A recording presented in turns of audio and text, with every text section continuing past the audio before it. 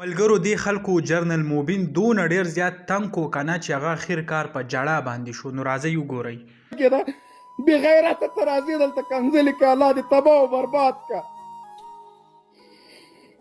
راسه وګوره دا لرې پرتو کلو ته لاړ شه، قسم په خدای خلک د سوال لپاره لرګي نه لري. زما جب ډک ده، زه فکر کوم چې د هر افغان همدغه حالت ده. زه بخارۍ ته ناست یم، کمپالې کې ناست یم، توس ته ناست یم.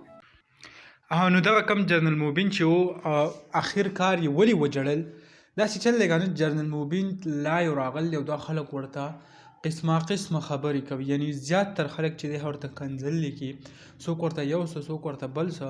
نو هغه چې کم دی دونه ډېرې مجبوره کو ویل چې آیا کمې خبرې چې تاسو واورېدې چې زه ستاسو دپاره لګیا یم او دلته چې کم خلک دی هغه دونه وږي دي، د چا سره پیسې نشته، څوک چې کم دی کاروبارونه د چا نشته، او تاسو چې کم دی په لایو کې هغه ماته کنځل او داسې قسمه چلونه کوئ.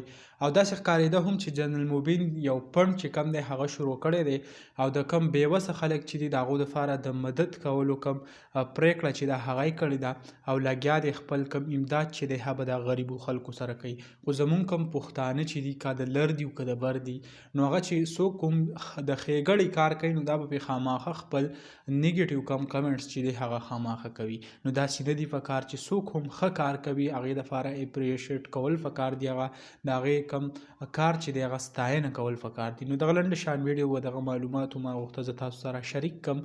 انشاءالله بله ویډیو کې ملاویږو. الله حافظ.